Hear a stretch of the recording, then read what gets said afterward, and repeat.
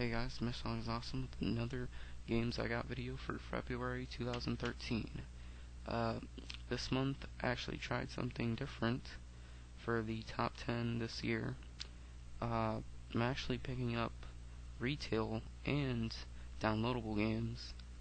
So you'll be seeing downloadable games also with the physical releases or physical games from now on.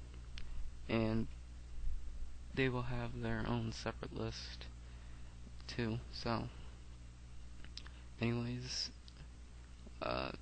this month I actually got one 3DS game and 3 PS3 games. I didn't try to get my goal that set in February where I was trying to get PS1 and GameCube games, but I'll try to do that in probably April, because in March it doesn't look like it's gonna happen. But anyways, I got 3 PS3 games and 1 3DS game. And that 3DS game is the game I got this month for the top 10 list. What I'm actually trying to do is make top 10 new games and top 10 old games I beat for the first time. So there's gonna be 3 top 10 lists for 3 different type of games, like the new releases from that certain year, the games I first played, and the downloadable games I first played. So anyways, let's get started with the first game, 3DS, Brave Default. Now, I'm actually enjoying this game a lot.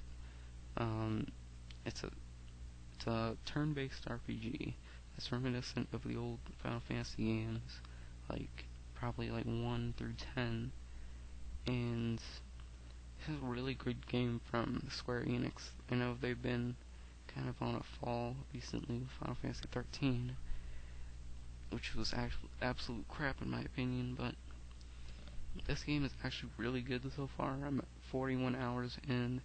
I guess I'm near near the end of chapter 4, and I'm really enjoying it so far. Really enjoying level grinding, going through all the different job classes to fit my play style and take down all the great bosses. It's cool because every sort of boss, almost every boss you take down, you get the certain job they were acting as. So I think the first ones are White Mage, Knight, Monk, and Black Mage, and then you get other ones Red Mage and like Freelancer or whatever. I guess that's the first one you get, but just those are examples of just one of the many jobs you get. I don't know how many jobs there are. I think there are 20 something. But anyways, this game is really great. Highly recommend it to anybody who loved the old Final Fantasy games.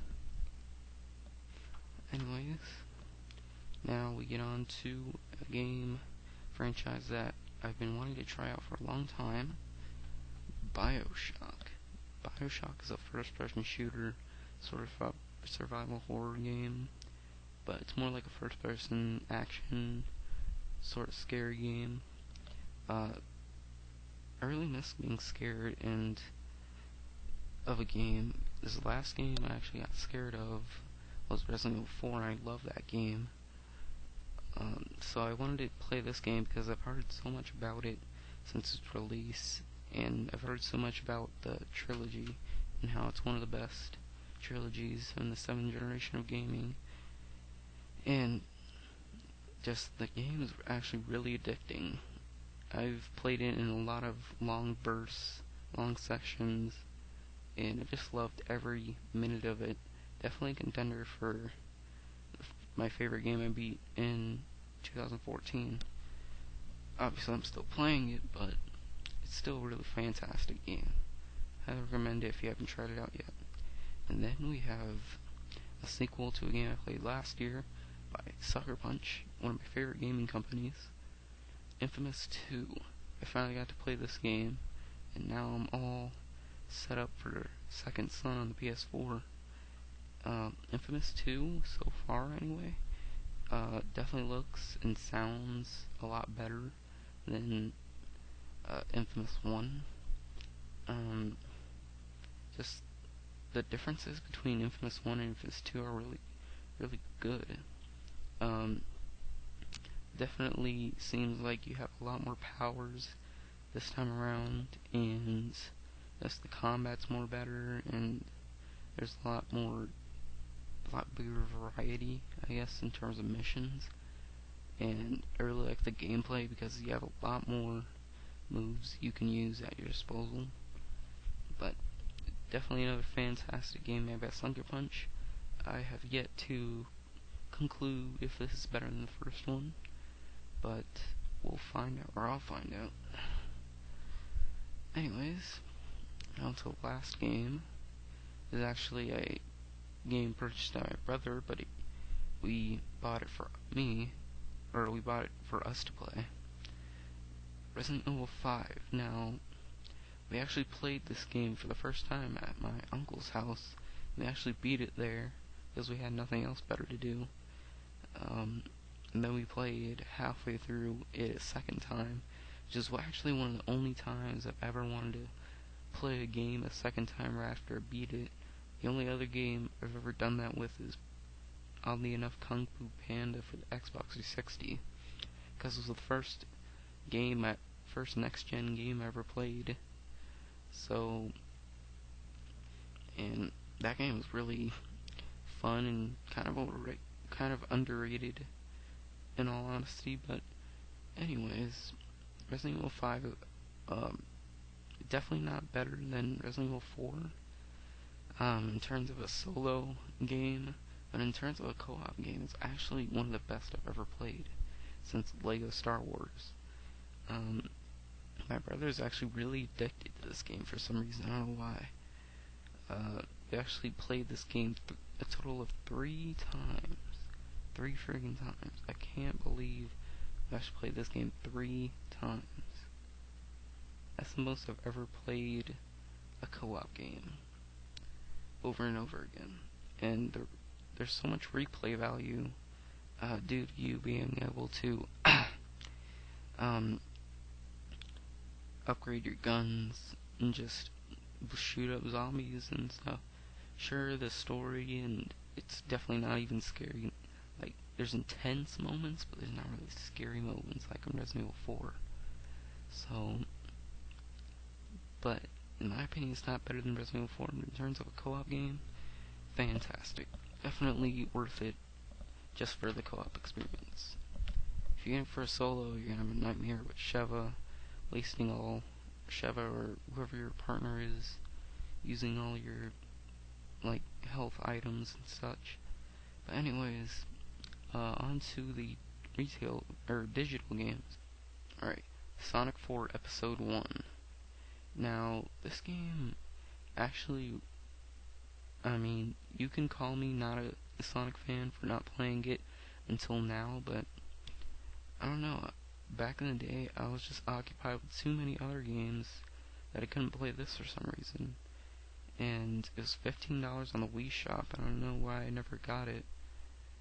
I guess because I was occupied with other games, because this game is actually really good. It's actually really hard at sometimes. Probably because I'm not really a big fan of 2D platformers that are not Rayman Origins or Legends, but Sonic 4 Episode 1 is definitely a good Sonic game, and definitely has some of the I guess easiest bosses, sort of challenging. Some of them are challenging, some of them are pathetically easy.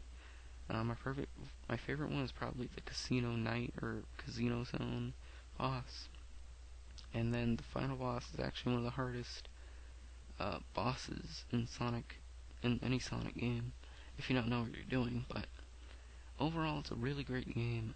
I highly recommend it to any Sonic fan. Now, okay. Next one, Castle Crashers. I haven't gotten to play it yet, but I've heard so much about it. I had to pick it up on that, what was it? It was a Valentine's Day sale. They had this and the next game for $2.49, I believe. And that was a really good deal. I I've heard so much about this game. It's a great co-op game, where you can level up and such. So once me and my brother get able to play this, probably this weekend, we're gonna have a blast with that. And he's shown interest in the game also, so that's really good. Next we have Scott Pilgrim vs. the World. Now, I've heard a lot about this game also, and how it kind of plays like a whatever you said, you ransom. I'm not sure about that, but I've heard a lot about it. It's a really fun beat 'em up that has a lot of great bosses in it. I actually watched the movie twice, so it's a really good movie too. Uh, I'm hoping this movie or this game is just as good as the movie. So probably is, judging from what I've heard about it. So, but anyways, that's it for this edition of games I got. I'll see you guys next time, and once I can get my printer to work, I will have uh, my first part of my top 10 games from 2013 up. So that's it, and I'll see you guys next time.